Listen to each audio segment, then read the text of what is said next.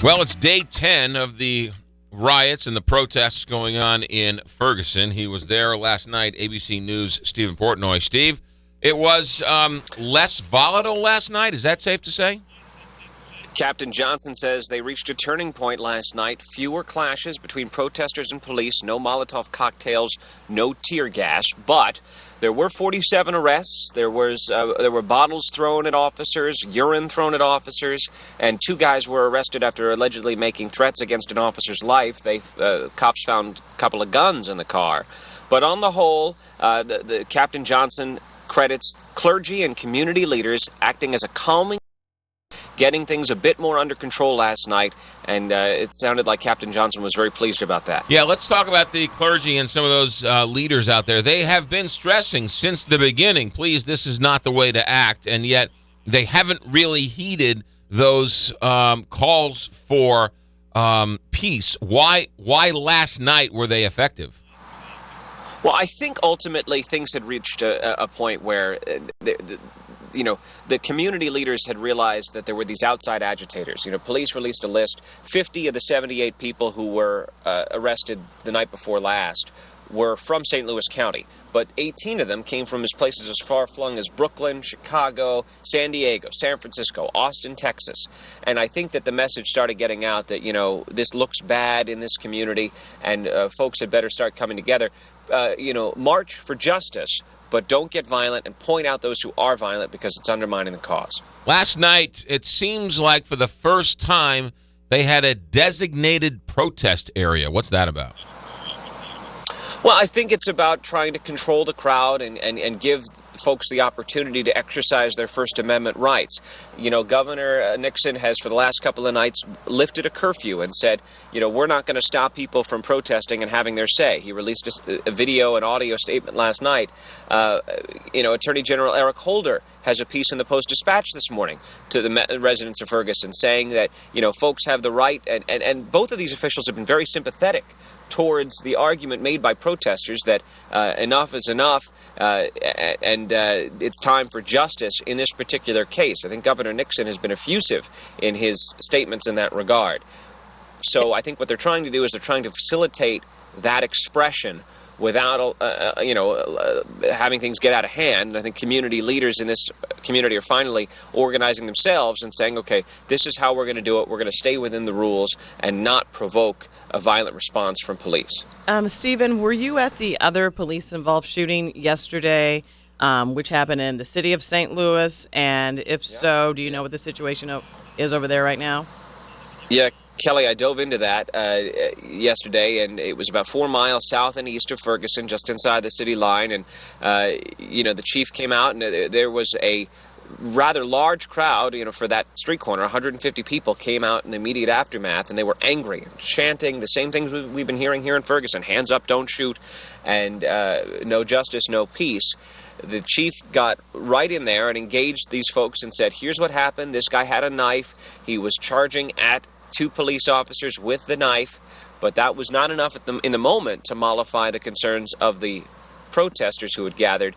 But within a few minutes, they reopened the streets. Things did calm down.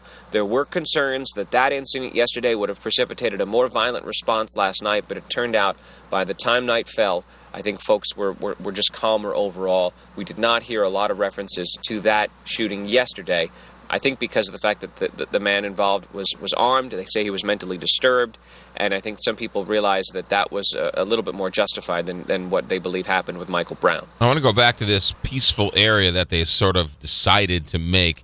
So did all the peaceful protesters stay in there and then the bad guys sort of left, or were there peaceful protesters walking up and down the street as well? To be honest with you, I didn't have a good vantage point of that particular scenario, so I don't know. I can tell you that at a certain point, police did move in and say, okay, it's time to disperse. And at that point, there were 47 arrests, but they were largely peaceful. No tear gas last night. And I think that's a key point, because in the previous instances, pretty much every night, there's been this crackdown where police have been criticized for being too aggressive, lobbing tear gas at folks who, in their mind, didn't deserve it. And that didn't happen last night. Stephen Portnoy live in Ferguson with the latest from overnight. Stephen Portnoy, great job. Thanks for checking in. You bet. You got it. So day 10, I don't want to say it's the most peaceful night. I don't know. We're beyond that. But with the arrests, looks like they arrested them with less force than in other nights, if that makes any sense. Yeah. Because there was no pepper spray. There was no gas to disperse the crowd. I was listening. You listen and you watch and you read. I still just don't understand the criticism of the police when they say, I was listening to Anderson Cooper last night on CNN. Mm-hmm. Is he still here? Because he was here. Yeah, he was here, yeah. Mm-hmm. And he asked the question of somebody. And the question was, well, when they put the riot gear on, it seems like that charges up the crowd. And they get very angry and very upset when they put the helmets and the shields on. Do you think that's a good idea? Well, they're getting rocks are getting thrown at them, and Molotov cocktails are, and who knows and they've confiscated guns, right? And urine is thrown at them yesterday. Yeah, so I heard this yesterday as well. So they're throwing water bottles filled with any type of liquid, whether it's urine or water or something worse. Mm-hmm.